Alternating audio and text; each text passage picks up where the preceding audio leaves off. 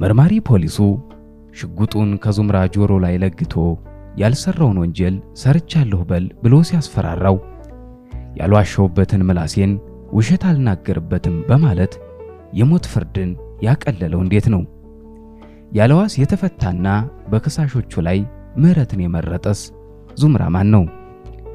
ሰላምና ጤና በያላችሁበት ይድረስልን በዓለም ዙሪያ ለምትገኙ የሰው ልጆች በሙሉ። ዛሬ ልናጋራችሁ የወደድነው ታሪክ ጠብስከና አካቴው ከምድረ ገጽ መወገድ አለበት፣ ሰላምን ዘርግተን ገነትን ፈጥረን መሄድ አለብን ብሎ ስለተናገረው ነጭ ጥቁር ማድረግ የፈጣሪ አሰራር ነው። ሰዎች በሰውነታችን ግን የአንድ አዳምና ሔዋን ልጆች የአንድ ሐረግ ፍሬዎች ነን። የአዳም ዘር ሳይቀየር ባዕድነቱ በየት አልፎ ገባ?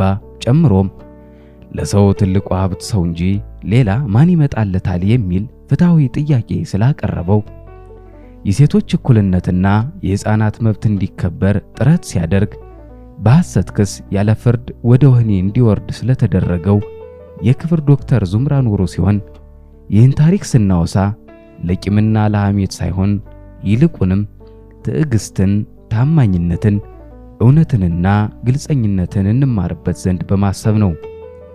ያልተሰማውን የክብር ዶክተር ዙምራን የታማኝነት ታሪክ ሙሉ ዝርዝር እናስቃኛችኋለን። አብሮነታችሁ አይለየን።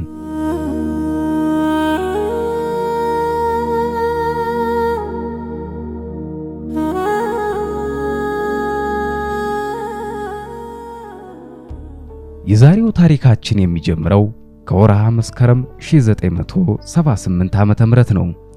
ዙምራ ኑሮ የሰዎችን ሀብትና ንብረት ማጋራት ላይ ያተኮረ ማህበር ለማቋቋም ጥያቄ በማቅረብ ላይ ነበር።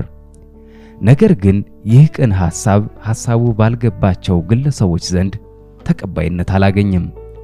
እነዚህ ሰዎች የዙምራን ሐሳብ ባጭሩ ለማስቀረትም ወሰኑ። ንጹሕ ዙምራን ከፖለቲካው ጋር አጋጭተው ከሰሱት።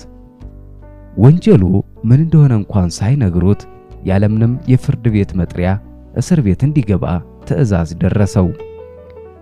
ዙምራም ጥሪውን አክብሮ በፈቃደኝነቱ ሄደ። ዙምራ ኑሮም ፖሊሱን ማን የከሰሰኝ በማለት ጠየቀው። ፖሊሱም የዙምራን ሐሳብ ባልተረዱ የአካባቢው ነዋሪዎች እንደደረሰው በሚያሳውቅ ሁኔታ ሕግን የከሰሰ በማለት መልስ ሰጠው። ዙምራም ወደ እስር ቤቱ ሲገባ የነበረው ጫጫታ፣ ድብድብና የመኝታ ጦት እጅግ አስቸጋሪ ሆኖበት ነበር።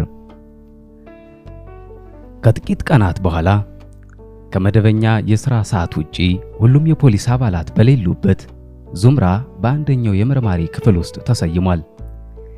መርማሪ ፖሊሱ ዙምራ የሚናገረውን ወይም የዙምራ ጥፋቶች ናቸው ተብለው የሚዘረዘሩትን ሐሳቦች ማመንና አለማመኑን የሚመዘግብ ሰው ከከተማ አስመጥቷል።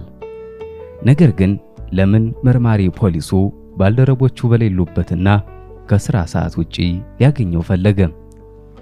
ዙምራ እነዚህ የወንጀል ዝርዝሮች አንድ ባንድ እያነሳውልህ ነው፣ ይህንን አድርጋለም እያልኩህ ነው፣ አድርጌያለሁ በልና እመንባቸው በማለት መርማሪው ቀጭን ትዕዛዝ ለዙምራ አስተላለፈ። ዙምራም ምንም ያላደረጋቸውና የማያውቃቸው ነጥቦች ነበሩ። የተባሉት ሁሉ ስህተት መሆናቸውን ማስረዳ። እኔም የምፈልገው አድርጌያለሁ ብለህ እንድታምን ነው በማለት መርማሪ ፖሊሱ የዙምራን አንገት በግር የመጫን ያህል ቆልምሞ ሊያሳምነው ሞከረ። ዙምራም ያልሰራሁትን አዎ ሰርቻለሁ ብለህ ምን ይጠቅምሃል በማለት በድፍረት መለሰለት።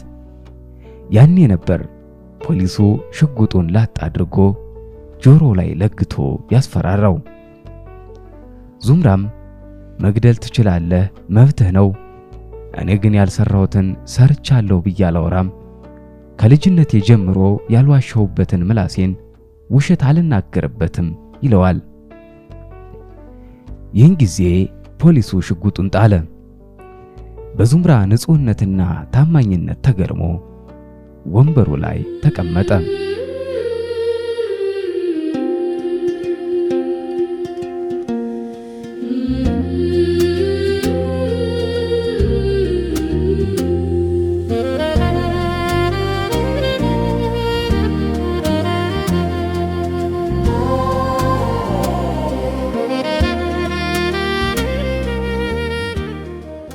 መርማሪ ፖሊሱም ዙምራ አንተ ጥሩ ሰው ነህ፣ እነዚህ የወነጀሉህ ግን ያለ ስምህና ያለ ሥራ ገድለውሃል።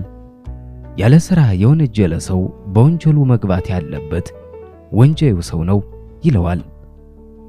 ፖሊሱ አንድ ትልቅ ወረቀት ይዟል። በዚህ ወረቀት ላይ ዙምራን የከሰሱት ግለሰቦች ስም በዝርዝር ተቀምጠዋል። ዙምራም የከሰሱትን ሰዎች ያውቃቸዋል። ፖሊሱ የዙምራን ፈቃድ እንዲህ ሲልም ጠየቀው። አንተን አስወጥቼ እነሱን ላምጣና በአንተ እግር ላስገባቸው፣ ከዚያም አንተ እንድትወጣ ልፍቀድልህ ነበር ያለው።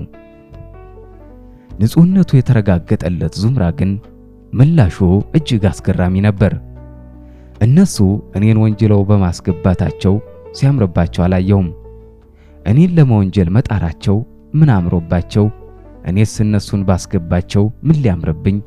ስራቸው ያውጣቸው። እኔን እንዲህ ስለወነጀሉኝ እንድታስራቸው አልፈቅድም። እምበቀላቸው ሰዎች አይደሉም፣ ብችል እምረዳቸው ሰዎች ናቸው ይለዋል።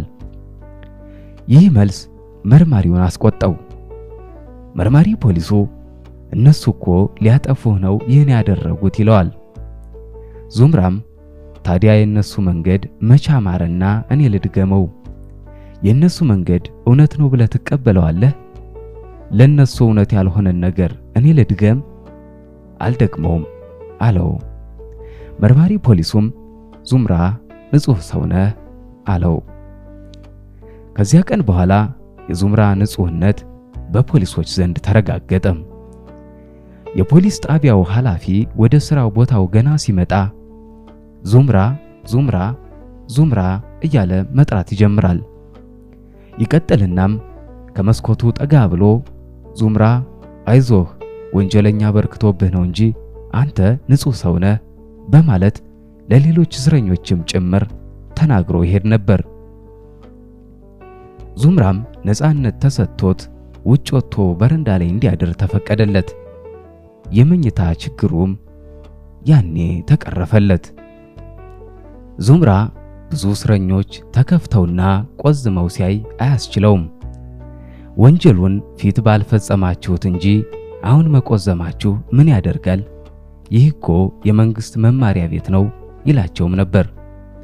ተስፋ የቆረጡትን በገበጣ ጨዋታ ሊያዝናና ሲሞክር እስረኞቹ እምቢ ይሉታል። ዙምራም ተነሱ እንጂ ይላቸዋል። አረ ወግድ እቤትህ ያለ መሰለህ እንዴ ይሉታል። ዙምራም አሁን አንገትህን ስለደፋ ቤትህን ማግኘትህ ነው ይላቸውና በግድ እጃቸውን ይዞ ከውጭ ባዘጋጃት የገበጣ መጫወቻ ቦታ ወስዶ ያጫውታቸውም ነበር።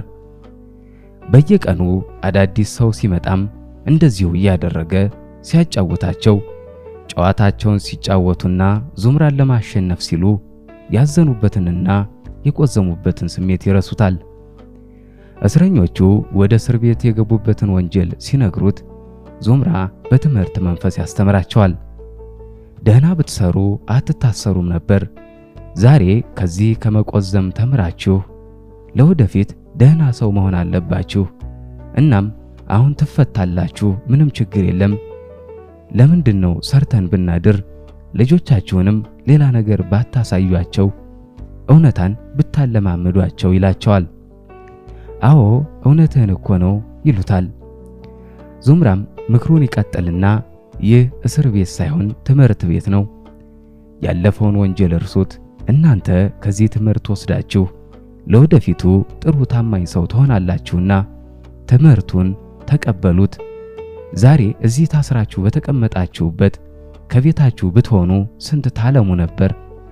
ይህ ከሚሆን በቀናነት ብትኖሩ ጥሩ ይሆን ነበር ይላቸዋል። ይህን ሲሰሙ ከነበሩት ፖሊሶች መካከል 50 አለቃው እስረኞችን ከዙምራ ተማሩ፣ ዙምራ ቅን ሰው ነው፣ ቅን ያልሆኑ ሰዎች ናቸው ያሳሰሩት ይላቸውም ነበር። ዙምራን ዛሬ ድረስ የሚያስገርመው አንድ ነገር አለ። ይሄውም ወንጀለኛ ተብሎ ታስሮ እያለ ሲረባቸውና ሲጠማቸው ወደ ዙምራ ሄደው ሙስሊሞች አሞን ተህሊል፣ ክርስቲያኖች ደግሞ ጸበል ስጠን የሚሉት የእስረኞቹ ጥያቄ ነበር። ዙምራ ኑሩ ከቤተሰቡ የመጣለትን ስንቅ ትንሽ ቀምሶ አብዛኛውን ለእስረኞቹ ያካፍልም ነበር። እስረኞችም ከጸበልህ ተህሊል አቅምሰን እንጂ እያሉ ይጠይቁት ነበር። ከዚህም በላይ በታማኝነቱ የተደነቁ ፖሊሶችም ለምን ከተማ ሄደ ተዝናንታ አትመጣም ሲሉት እሱ ግን ከተማ ምን አለኝ ወንድሜ ይል ነበር። በተጨማሪም በእስር ቤቱ ቅጥር ግቢ የሚገኘውን የመጠጥ ውሃ እንዲቆጣጠር ኃላፊነት ተሰጠው። ውሃ እየቀዳ ለሁሉም እስረኞች ይሰጥ ነበር።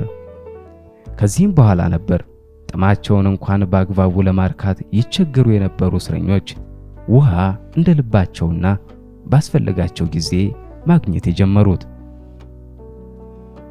በዚህም የተነሳ እስር ቤቱን ለመጥቀም ነው እኮ የመጣህ ይሉት ነበር። ዙምራ ይህንን በሚያደርግ ጊዜም ፖሊሶች ለምንድን ነው ዙምራ ይሉት ነበር። ዙምራም ተው እንጂ ይሄ እኮ አምራች ክፍል ነው፣ ስህተት ሊኖርባቸው ይችላል፣ በስህተታቸው እንደሆነ ታስረው እየተመከሩ ነው፣ ባይሆን ውሃማ ጠጥተው ይደሩ እንጂ ይላቸዋል። ፖሊሶችም አይ ጠበቃ እኮ ኃይለኛ ነው፣ ለእስረኞቹ ጠበቃ ነህ ይሉታል። ሌላኛው የዙምራ አስደናቂ የታማኝነት ታሪክ ደግሞ ዙምራ ከውጭ በሚያድርበት ጊዜ ፖሊሱ ዙምራ አንተ ከውጭ ከሆንክማ እኔ ልተኛ ይለዋል። ተኛ ችግር የለውም ነበር የዙምራ ምላሽ። ዙምራም ዘበኛ ይሆናል። አንዳንዴ ዙምራ ለመጸዳዳት በር ሲከፍት በሩ ድምፅ ያሰማል። ፖሊሱ ተኝቶ የበሩን ድምፅ ሲሰማ ማነህ ይላል። ዙምራ ነኝ ይለውና ወደ ቦታው ይሄዳል። ፖሊሱም ነህ እንዴ በማለት ተመልሶ ይተኛል። ይህ ፖሊስ ዙምራን አባይ ዝራ የሚል ስም ሰጥቶት አባይ ዝራ እያለ ይጠራው ነበር።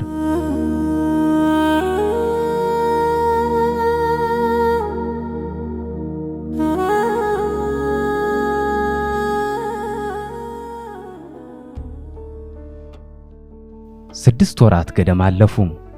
የፖሊስ ጣቢያው 50 አለቃ ዙምራን ሊፈታው ፈልጎ የከተማው አስጠርቶ መውጣት እንደሚችል ነገረው። ዙምራም ከተማ ገጠሩ መክሮብኝ ማንን ልጠራ እችላለሁ ይለዋል።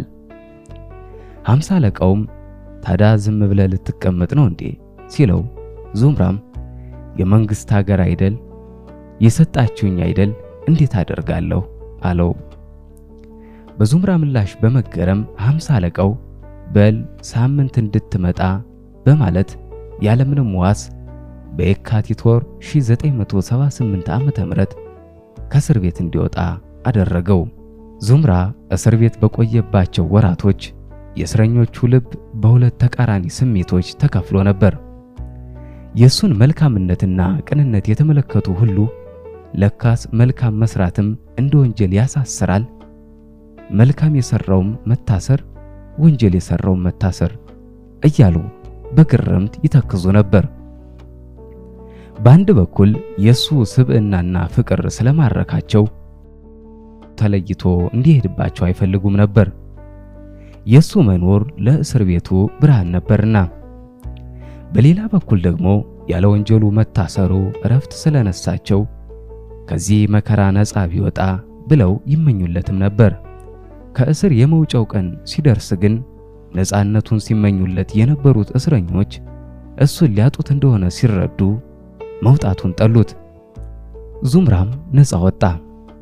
ወዳጆቹ ግን በነፃነቱ መደሰትና እሱን በማጣታቸው ማዘን መካከል በሐሳብ ዋለሉ። ዙምራ ዕቃውን ለ10 አለቃው አደራ ሰጥቶ የሚመጣ ሰው ካገኘህ ትልክልኛለህ በማለት አንዲት በራድ በእጁ አንጠልጥሎ ጋቢውን ከትከሻው ላይ አድርጎ መንገድ ሲጀምር አንደኛው ፖሊስ ዙምራ ልትሄድ ነው እንዴ አለው። አብረው በኖሯት የ6 ወር ዕድሜ እንደ ቤተሰብ ያክል ተቀራርበውና ይዋደዱ ስለነበር ድንገት በማለት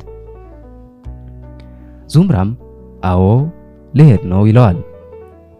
ፖሊሱ ጉዳዩን ባለማመን እስኪ ቆይ ልጠይቅ በማለት ኃላፊውን ሄዶ ይጠይቀዋል። ኃላፊውም እንደተፈታ ነገረው። ፖሊሱም ተመልሶ ይመጣና እኮ ልትሄድ ነው ዙምራ ይለዋል። ዙምራም በድጋሜ ሂድ ብላችሁኝ አይደል? አዎ ልሄድ ነው ይለዋል።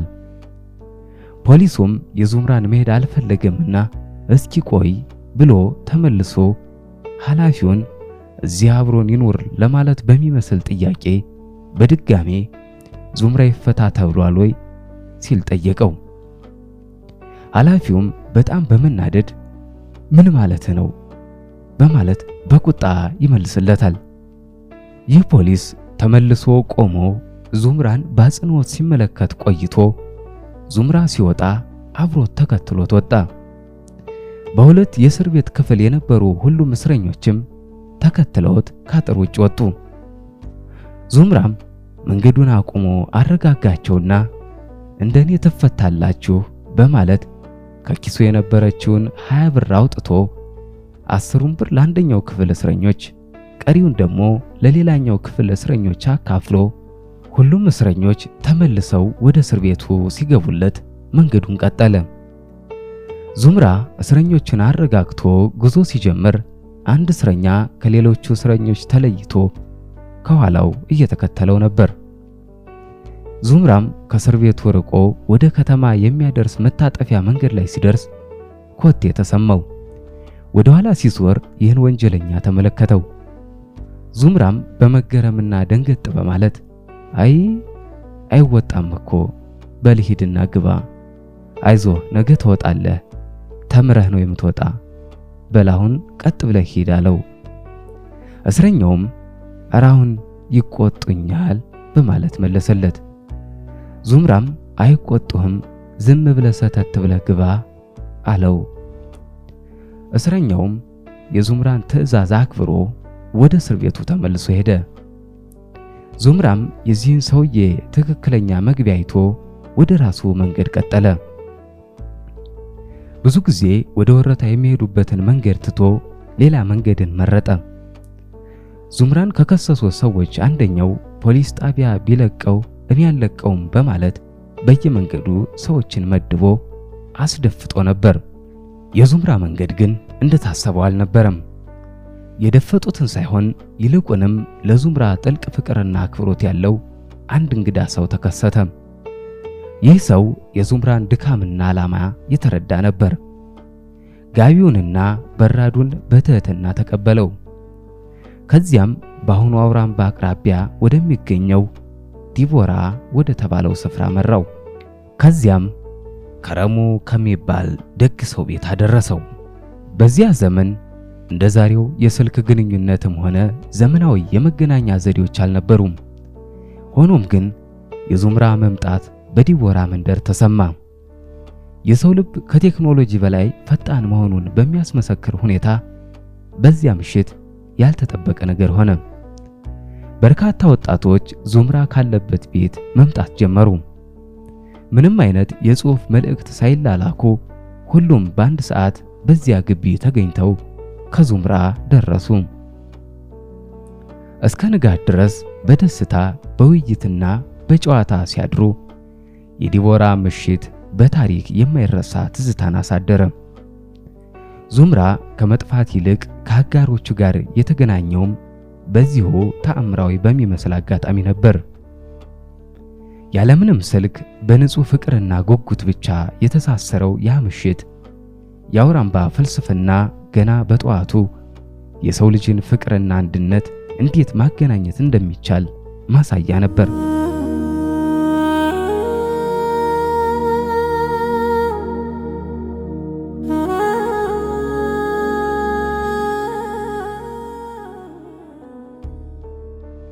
ዙምራ ከሳምንት በኋላ ቃሉን ጠብቆና አክብሮ በቀጠሮ መሰረት ወደ እስር ቤቱ ተመለሰ። 50 አለቃው ግን ምን ልታደርግ መጣ? ማን ና አለ አለው። ዙምራም አይ የተፈለኩ መስሎኝ ነው እንጂ ካልተፈለኩማ እሄዳለሁ በማለት ተመልሶ ወደ ቤቱ ሄደ። ዙምራ ከወጠነው ዓላማ ለመድረስ እየገሰገሰ ነው። ይሁን እንጂ በወቅቱ የወዶ ቀበሌ ሊቀመንበር ዙምራ ማህበር መግባት የለበትም አለ። ዙምራ ማህበሩን ሊያቋቁም የነበረበት የዛሬው አውራምባ አካባቢ የቀበሌ ሊቀመንበርም ዙምራ ከውዶ ወጥቶ ማህበር መግባት የለበትም፣ ማህበር ከፈለገ ከዚያው ከቀበሌው ያቋቁም እንጂ አውራምባ መጥቶ ማህበር መግባት የለበትም አለ። ዙምራ ወደ ወረዳ አመራሮች ሄዶ ያሰበውን ሁሉ በግልጽ አስረዳ። በወቅቱ ከነበሩት የወረዳ ሥራ አመራሮች መካከልም አቶ ቸርነት ከተባለ ሰው ጋር ውይይት አደረገ።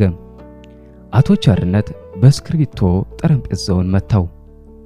ዙምራ ማህበሩን እንዳይመሰረት የተደረገው በሐሰት እንደሆነ በጥልቅ ተረዳ። ስሜታዊ ሆኖ ዙምራን ከአውራምባ ማህበር አይገባም ማለት ጭራን መሰንጠቅ ነው አለ።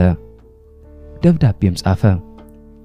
አንድ ቅጂ ለውዶ ጊብራ ኢየሱስ ቀበሌ ሊቀመንበር፣ ሌላ አንድ ቅጂ ለአውራምባ ዙሪያ ሊቀመንበር እንዲደርስ ላከ።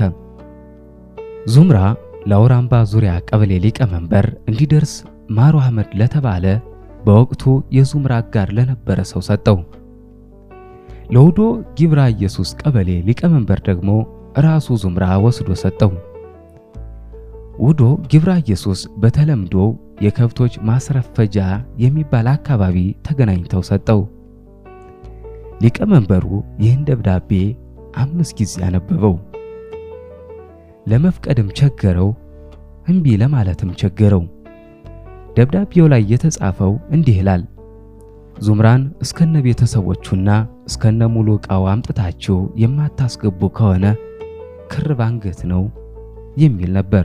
ሊቀመንበሩ ደብዳቤውን አንብቦ ሲጨርስ ለመወሰን ተቸግሮ ለመሆኑ በየት ብለህ መጣ?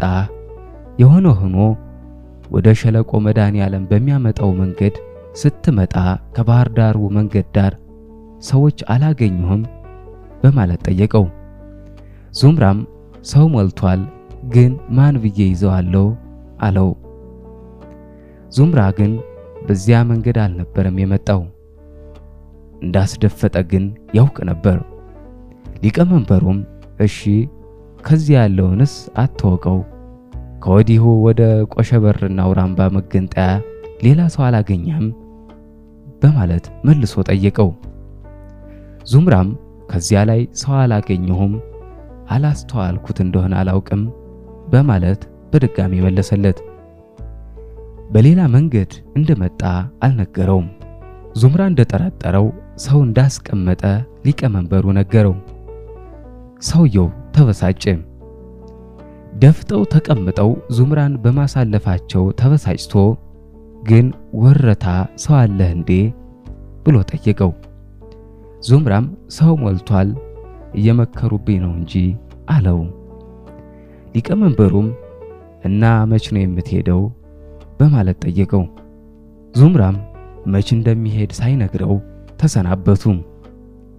የዙምራ ዕቃ ቀድሞ ወደ አውራምባ ተወስዶ ስለነበር በዚያው ወደ አውራምባ አቀና። እውነት ለመናገር የዙምራ ታሪክ የትዕግስት፣ የቅንነት፣ በጥቅሉ የመልካምነትን የበላይነት ያሳየ ትልቅ ምሳሌ ነው። ዙምራ በ6 ወራት የእስር ቆይታው ወንጀልን ወደ ትምህርት፣ ተስፋ መቁረጥን ወደ ትልቅ ተስፋና ቂምንም ወደ ምህረት ቀይሯል። ከጸበለ አቅምስን የሚሉ እስረኞችን፣ ከተማ ሄደ ተዝናና የሚሉ ፖሊሶችን ሁሉንም ስናስታውስ ዙምራ በቅንነቱና በልግስናው ፖሊስ ጣቢያውን የትምህርት ማዕከል አድርጎትም ነበር ብሎ መናገር ይቻላል። ዛሬ ከዙምራ ምን ትምህርት ወሰዳችሁ? የዙምራ ታማኝነት በሕይወታችሁስ ምን ማለት ነው? ሐሳባችሁን በኮሜንት ሴክሽን ጻፉልን። በቀጣይ የሚተላለፈውን እውነተኛ የአውራምባዎችን ታሪኮች ለመከታተል ሰብስክራይብና የደወል ምልክቱን መጫን አትዘንጉ። ቸር ወሬ ያሰማን። መልካም ጊዜ